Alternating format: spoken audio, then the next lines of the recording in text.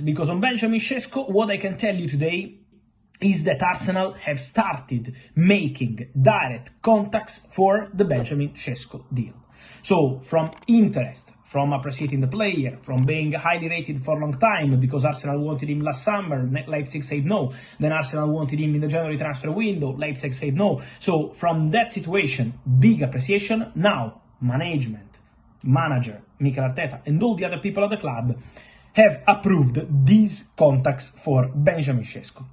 So the conversations are ongoing. Remember that Arsenal have still under consideration also other strikers like Gyokores, but for Benjamin Sesko, Arsenal have now started contacts on club side and on player side. So Arsenal are working on the Benjamin Sesko deal in a concrete way now to understand the request of Leipzig, the salary of the player. So the conversation is active now for Benjamin Sesko. And that's an important point because Sesko is one of the most wanted strikers in Europe in this moment because he's going to leave Red Bull Leipzig. Sesko and Xavi Simons are both expected to leave. But for Sesko, there is a lot of movement, especially with Arsenal interest. Also, other clubs are showing interest in Sesko. So it's not only Arsenal.